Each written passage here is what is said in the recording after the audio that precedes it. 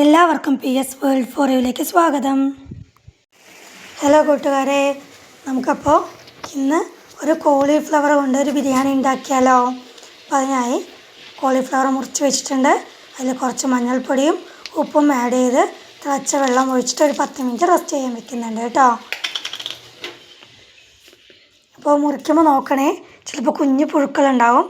അപ്പോൾ അതൊക്കെ കളഞ്ഞിട്ട് വേണം 2 തവണ കഴുകി അതിന് ശേഷമാണ് വെള്ളം ഒഴിച്ചൊരു 10 മിനിറ്റ് റെസ്റ്റ് ചെയ്യാൻ വെക്കുന്നത് കേട്ടോ. അതിന് ശേഷം ഒന്നുകൂടി പച്ചവെള്ളത്തിലും കഴുകിയെടുക്കണേ. 10 മിനിറ്റ് റെസ്റ്റ് ചെയ്യാൻ വെച്ചതിന് ശേഷം പച്ചവെള്ളത്തിൽ കഴുകി ഒന്ന് വെള്ളം വാരാൻ വെക്കണം കേട്ടോ.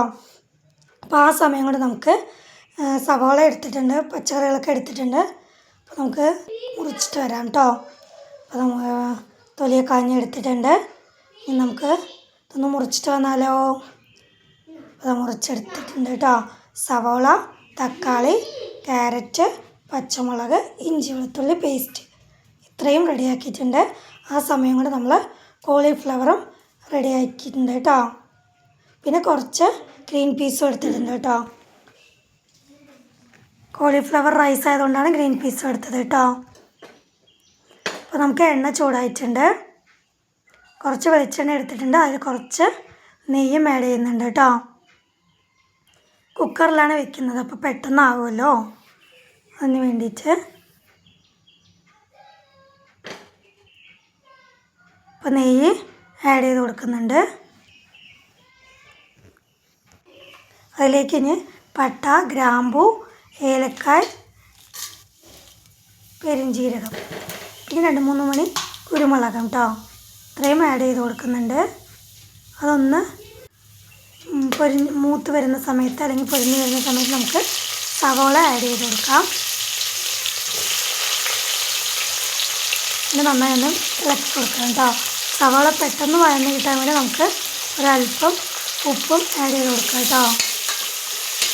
അതിനുശേഷം നന്നായി ഇളക്കി കൊടുക്കുന്നുണ്ട്. സവാള നന്നായി മൂത്ത് വരുന്ന സമയത്ത് നമുക്ക് തക്കാളി ആഡ് ചെയ്ത് കൊടുക്കാം കേട്ടോ.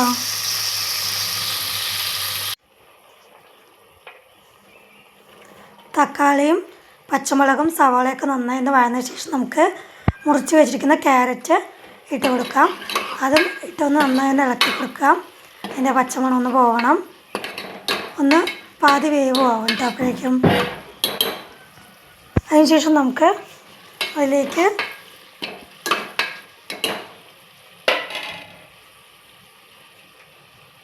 ഇഞ്ചി വെളുത്തുള്ളി പേസ്റ്റ് ആഡ് ചെയ്യുന്നുണ്ട്.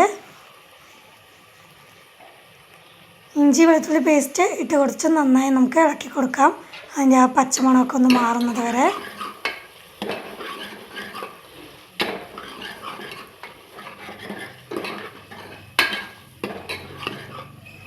അപ്പോൾ ആ പച്ചമണമൊക്കെ മാറിയതിന് ശേഷം നമുക്ക് മുളക് പൊടി, മല്ലിപ്പൊടി, ഗരം മസാല, പിന്നെ കുറച്ച് ചിക്കൻ മസാലയും ആഡ് ചെയ്യുന്നുണ്ട് കേട്ടോ.